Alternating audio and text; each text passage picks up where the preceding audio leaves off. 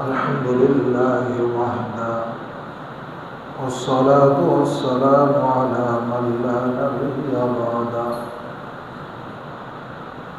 أعوذ بالله من الشيطان الرجيم بسم الله الرحمن الرحيم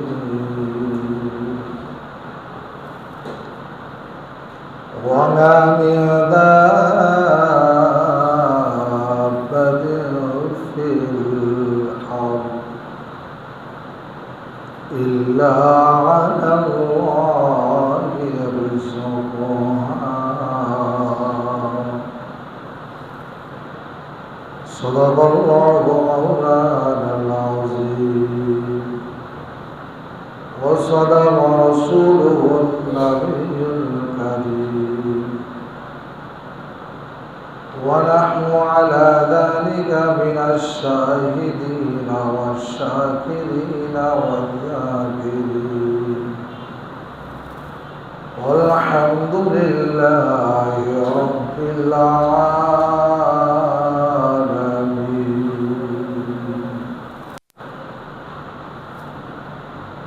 الحمد لله মুআজ্জাজ মুকাররম আল্লাহ পাকের আশিকিন জাকিরিন মুহিব্বিন মুরাব্বিন আওয়াম সর্বপ্রথম সেই মহান মনিবের প্রশংসা আদায় করছি যে মহান আল্লাহ তাআলা বিভিন্ন অঞ্চল থেকে বিভিন্ন জায়গা থেকে বিভিন্ন কর্মব্যস্ততা অপেক্ষা করে দুনিয়ার ভিতরে যত জায়গা আছে সব থেকে দামি শ্রেষ্ঠ আল্লাহ তাআলার পছন্দের স্থান, আল্লাহ তাআলার প্রিয় ঘর, মসজিদে আসা এবং বসার সুযোগ যে মালিক আমাদের করে দিয়েছেন, আমরা সুযোগ পেয়েছি। আমরা সবাই ভক্তি শ্রদ্ধার সাথে সেই মহান মনিবের প্রশংসা আদায় করছি আলহামদুলিল্লাহ। লক্ষ কোটি দরুদ সে মহান নেতার প্রতি যে মানুষের আগমনে এই ধরনের অন্ধকারকে আলোকিত হয়েছে, পথহারা মানুষের পথে দিশা পেয়েছে, অভাব বঞ্চিত মানুষদের অভাব পূরণ করেছেন, যে মানুষ ধরায় আসার কারণে অধিকার বঞ্চিত মানুষগুলি তাদের অধিকার ফিরে পেয়েছেন। আমরা সবাই সে মহান নেতার প্রতি শ্রদ্ধা জ্ঞাপন করছি, সবাই বলে সাল্লাল্লাহু আলাইহি ওয়াসাল্লাম। প্রিয় হাজিরিন, ছোট্ট একটা আয়াতের অর্থ বিশেষ, যেহেতু ভবিষ্যৎ চলে আসবেন, এখন অল্প সময় কথা বলে ছেড়ে দেব। আল্লাহ তাআলার কোরআনের ভিতরে আল্লাহ তাআলা নিজেই বলতেছেন,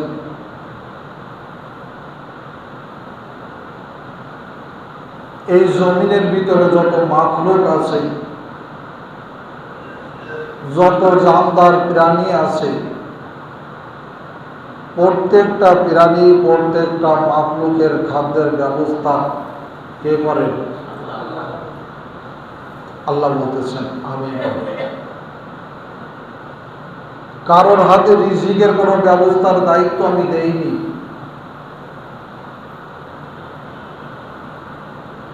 যদি রিজিকের দায়িত্ব আমি মানুষের হাতে দিতাম, সমাজের মানুষের কিছু দোষ আছে, গুণ আছে।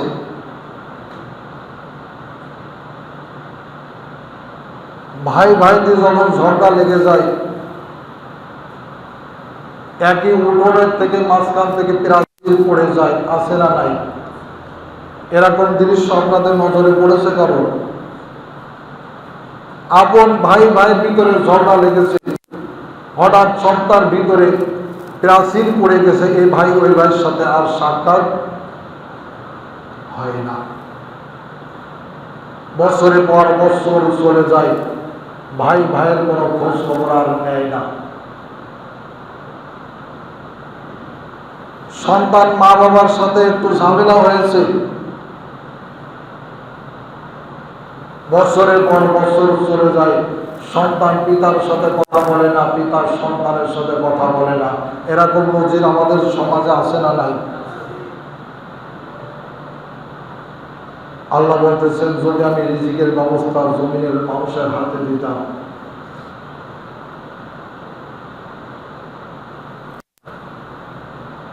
জমিনের মানুষ যাকে পছন্দ হতো তাকে, যার সাথে শত্রুতা আছে তাকে রিজিকের ব্যবস্থা মানুষ করতো না। তা যদি হতো, আপন ভাই শহরে করে পাঁচতলা বিরাট নিয়ে থাকে, একই রক্তের আপন ভাই গ্রামে ক্ষেত খামারে কাজ করে কত বেলা আছে, না খেয়ে তার জীবন যাচ্ছে, এরকম সমাজে আছে না বলেন? বহু আছে।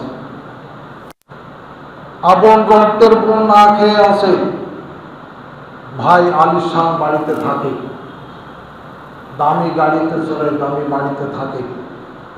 এরকম নজির আমাদের দেশে এখনো কিন্তু আছে।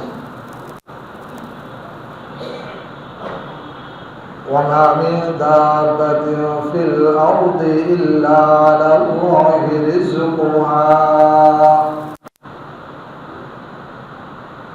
وما من دابة في الأرض إلا على الله رزقها জমিনের মানুষ, তোমরা জমিনে চেষ্টা করবা, সফলতা দিব আমি আসমান থেকে। ধান লাগাবা জমিনে, ধানের ফসল আসবে আসমান থেকে। তুমি ব্যবসা করবা জমিনে, ব্যবসায় লাভ হবে, লস হবে, কি হবে, ফসল হবে আসমান থেকে। চোখের সামনে কত খাদ্য দেখি, ডাক্তার বলেছে খাওয়া যাবে না।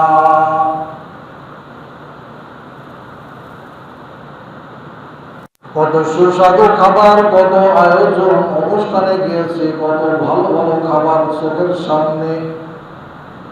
একবার প্লেটের দিকে তাকাই, একবার ডাক্তারের বিশ্লেষণের দিকে তাকাই। ডাক্তার বলেছে তুমি যদি এই জিনিসটা করো, এই কাজগুলি করো, তোমার কিন্তু হায়াত বেশি দিন নাই। মন চাইলেও অনেক সময় ইচ্ছা করে ডাক্তারের কথার কারণে আমরা কিন্তু রিজিক বর্জন করতে পারি না। মুফাসসিররা বলেন রিজিকের বিভিন্ন অর্থ আছে, বিভিন্ন জায়গায় রিজিকের অর্থ ব্যবহার হয়। এক নম্বরে রিজিক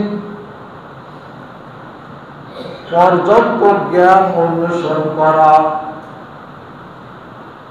দুনিয়ায় চলতে গেলে যতটুকু জ্ঞানের প্রয়োজন যদি তুমি পেয়ে যাও, মনে করবা তুমি রিজিক পেয়েছো। জ্ঞান যদি পরিপূর্ণ না থাকে, রিজিকের ভিতরে তোমার ঘাটতি আছে।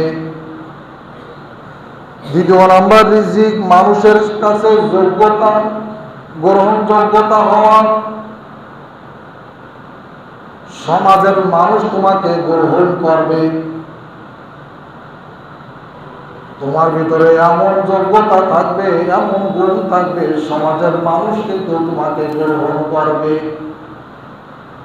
এটা হচ্ছে দ্বিতীয় নাম্বার রিজিক। তৃতীয় নাম্বার রিজিকের কথা, নিরাপত্তা।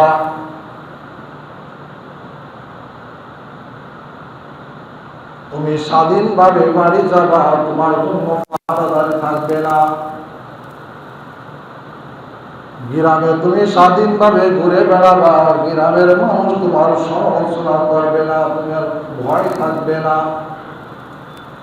তৃতীয় নাম্বার রিজিক। চতুর্থ নাম্বার রিজিক প্রয়োজনীয় থাকা।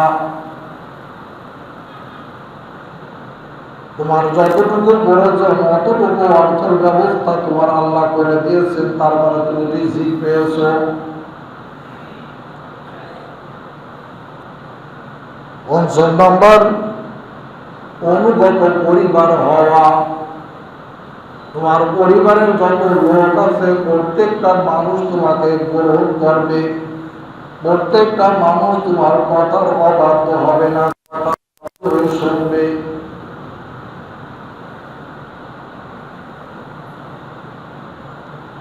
এরপরে সম্মানজনক পেশা হওয়া, তুমি যে ব্যবসা করো, যে চাকরি করো, তুমি যে কর্ম করো, সম্মানজনক পেশা হওয়া, এটা আল্লাহর পক্ষ থেকে রিজিক। সৌন্দর্য হওয়া, স্বাস্থ্যসম্মত খাবারের ব্যবস্থা হওয়া, চক্ষু শীতলকারী সন্তান, কয়েকটা বিষয় আছে, এগুলি নিজেদের মনের কাছে প্রশ্ন করা দরকার। আমার 5টা 7টা সন্তান চক্ষু শীতলকারী সন্তান আছে কিনা? চক্ষু শীতলকারী সন্তান কাকে বলে?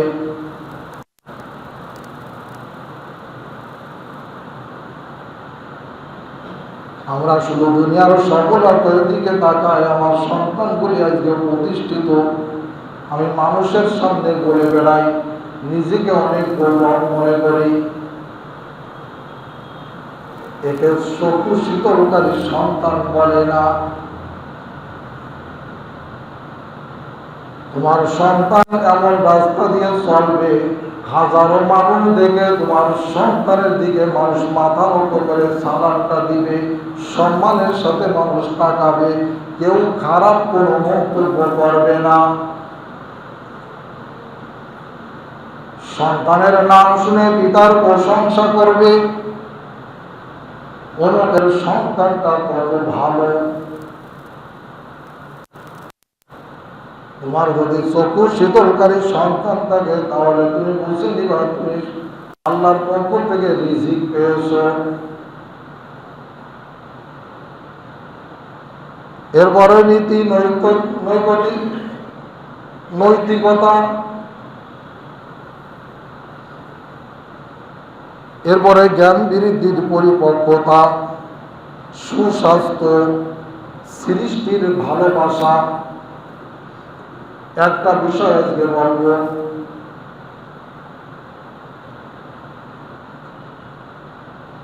কিছুদিন আগে একজন ফেসবুকে লিখেছেন,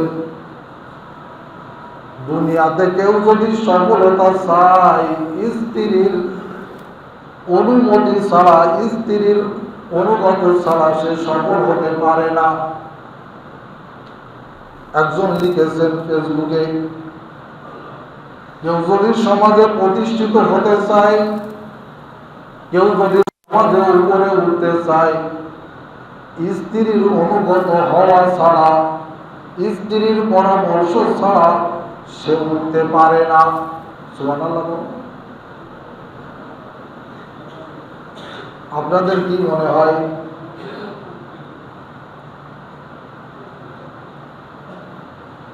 স্ত্রীর কথা না শুনলে সমাজে সে প্রতিষ্ঠিত হতে পারবে না, এটা কি কোরআনের কথা? কোরআনে বলতেছেন, ইন্না মিন আজওয়াজিকুম আওলাদিকুম ওয়া আদুউল লাকুম, ইন্না মিন আজওয়াজিকুম ওয়া আওলাদিকুম ওয়া আদুউল লাকুম।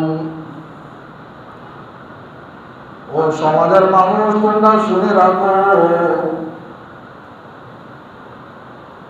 কত পুরুষ আছে ওই স্ত্রীর কথায় বাড়ি ছেড়ে দিয়েছ, কত সন্তান আছে ওই স্ত্রীর পরামর্শে তুমি আপন ভাইকে ত্যাগ করে দিয়েছ। তোমার ব্যাপারে আমার আল্লাহ বলেন, ইন্না মিন আজওয়াজিকুম ওয়া আওলাদিকুম আদুউল লাকুম। সমাজে কারোর কথা বলে নাই, তোমার নামটা নিয়ে বলেছেন, ইন্না মিন আজওয়াজিকুম। ও পুরুষের দল, শুনে রাখো, তোমার ঘরের স্ত্রী তোমার জন্য শত্রু। ওয়া আওলাদিকুম, তোমার ঘরের যে সন্তানগুলি আছে তোমার কিন্তু শত্রু। কার কথা? এটা কিন্তু আমার বানানো কথা না, কোরআনের কথা। আমার আল্লাহ নিজে বলেছেন, তোমার ঘরের স্ত্রী, তোমার ঘরের সন্তান উভয়টা কিন্তু তোমার শত্রু। তুমি বুঝবা কোন সময়? তুমি ফজরে তোমার সন্তানকে ডাকো, ডাকার পরে তোমার সন্তান মসজিদে আসে নাই,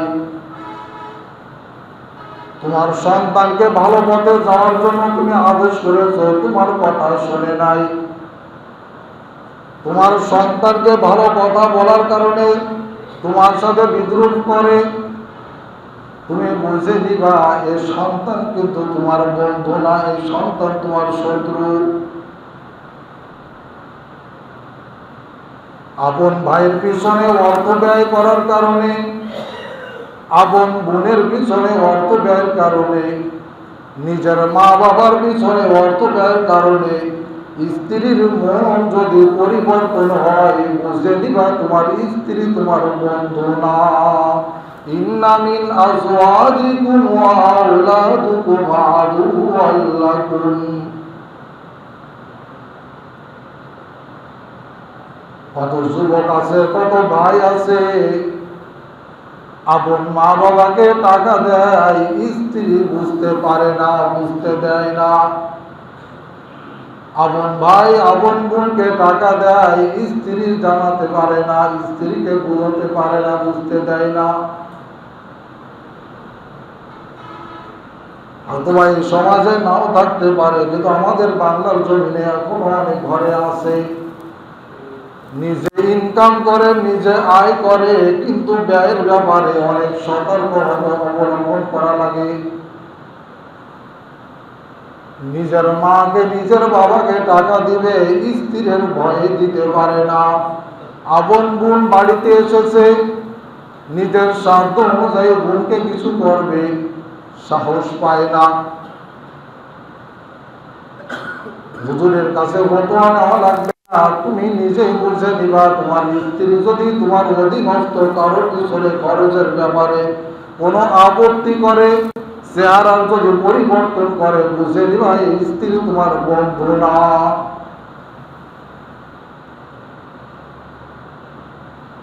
তুমি সন্তানের পিছনে বছরের পর বছর কেটে যাচ্ছ, বছরের পর বছর কেটে যাচ্ছ, সন্তানদের ভালো রাখার জন্য, তাদের ভালো ব্যবস্থা করার জন্য দামি দামি জায়গার ব্যবস্থা করতেছ। তোমার হাজারো প্রয়োজন হলে ব্যাংকের থেকে টাকা নষ্ট করো না, সন্তানের কষ্ট হবে তাই। আমার আল্লাহ বলেন সব করো, কিন্তু ভালো কথা বলার পরে সন্তান যদি ঘাড় ফিরায় নেয়, তোমার ভালো আদেশে যদি সন্তান তোমার থেকে মুখ ফিরায় নেয়, তুমি ফজরের নামাজে ডেকেছ, সন্তান আসেনি, তুমি বুঝে দিবা এই সন্তান কিন্তু তোমার সন্তান নাই, সন্তান তোমার জন্য শত্রু, তোমার জাহান্নামে যাওয়ার কারণ। যতটুকু বলেছি আল্লাহ তাআলা নিজেকে এবং সবাইকে বুঝার তৌফিক দান করেন। আল্লাহুম্মা আমিন।